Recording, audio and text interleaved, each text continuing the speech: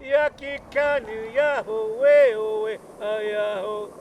Yaki kanu Yahweh, oe, ayaho. Yaki kanu Yahweh, oe, ayaho. Ayayo. Ayaye.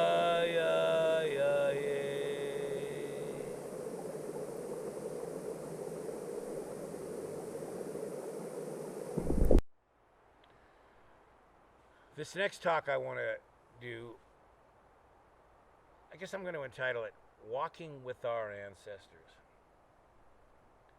And every single one of us, human beings, as we want to learn about the earth and learn about nature and participate in it, we tend to forget that we have an ancestral lineage that goes back hundreds of years, thousands of years, and many thousands of years. We have current grandmothers and grandfathers. They have grandmothers and grandfathers. They have grandmothers and grandfathers. And they have grandmothers and grandfathers, and on and on. Well, you get a little ways back. You know what? Not too far back, and they were all Earth people. They were living with the Earth directly. I, I, I, I often ask myself, when I'm with my buddies and we're having a good time, fun, just hanging out, talking, and kind of dreaming. One of the questions I always pose is, if you could go back in time and do anything you want, and be anywhere you want, and be completely safe and participate fully, where would it be? And I always have two answers, and it never changes. Um, and I really have a million answers, but I got to come up with two, right? So, one is I'd like to be the naturalist on the Lewis and Clark expedition. To have been able to come from a new emerging world from Europe and America and explore the West, which is the land I love so much, anew, and to meet the native Indian people, the Native Americans, and to live with them before they were killed and wiped out, and to see the grizzly bears for the first time in massive numbers, and the buffalo in the millions upon millions upon millions, and all the other wildlife. I just gives me the chills of a lifetime to think of that. The other answer I give is that I would like to have been on all three voyages with Captain Cook from England when he, in the early 1800s, sailed around the world and up North American coast all the way to Alaska and to Hawaii. He was eventually killed in Hawaii on his third voyage. I'd like to be the naturalist, exploring all those islands in the South Pacific, Hawaii for the first time, from a European culture, North American coast, California, Oregon, Washington, and of course Alaska. Oh my God! And to be out on a boat in the wild oceans with the whales and all the wildlife and the endless birds. No plastic floating around in the ocean to look at. Not just the beautiful, pristine earth is the way she was meant to be. God, put me in any one of those two places. You'd have a happy boy here. Uh, so I often think about our ancestors. My grandfather was a huge part in my life. He lived on a homestead in Montana. His grandfather came over, and and grandparents came over in the 1800s during the Civil War, where the potato famine was happening in Ireland, killing up to 2 million people. And that was human caused, by the way, human caused. And his family came over, and they eventually, part of his father ended up out in Montana, um, and they moved into the middle of the Flathead Indian or Native American Reservation, the Flathead Indian Reservation, and set it was they were able to create a town in the reservation. And I'm not sure if the Flathead people how it worked, but they sold property that the white settlers could make a town within their reservation. I'm not sure the historical details of that. But there's this town in the middle of the reservation.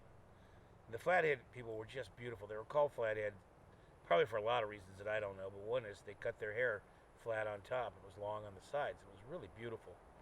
And they lived in the Montana wilderness, the Mission Mountains and part of the Rockies. And I used to go up there for summers and be with my grandfather, who is an ancestor. And he had a homestead, and I got to raise cows with him. I got to raise sheep, chickens. I got to raise a garden. I fished every day. I went out hunting in a good way, the bow and arrow. I learned to love all animals, big and small, all different forms, shapes, sizes, you name it. He is my first immediate ancestor. He took on raising me seriously. He treated me as someone special, and he in a very organized way, taught me to love nature and to live with it. And I mean, the key word here is to live with nature, not against it, not manipulating it, not taking it over, living with our planet. And that was just a precious, precious thing for me.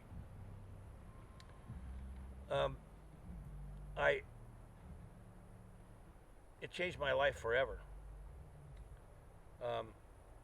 So then I look and I go, think about your ancestors. Go back and work with your ancestors. Think about the ones before your immediate grandparents and the ones after. Do a search about them. Think of where do they live? Where do they come from? Because even, we admire the native Indian or people who lived in America. At least I do greatly. Is probably some of the greatest people that ever lived on the planet Earth.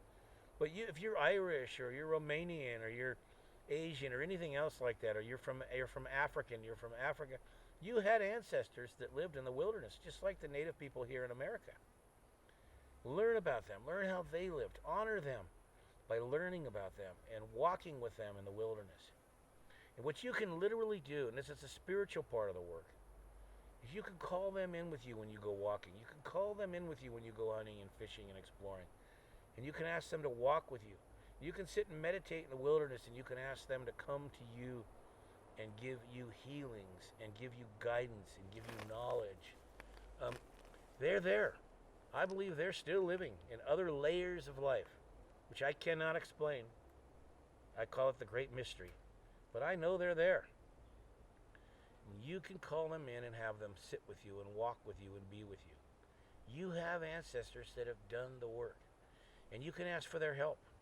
And ultimately, as we work, this generation works to save our planet, we need all the help we can get. And our ancestors walking with us into the future is what we need. We need that. We often say in our outdoor school that we are walking backwards into the future. We are walking backwards into the future.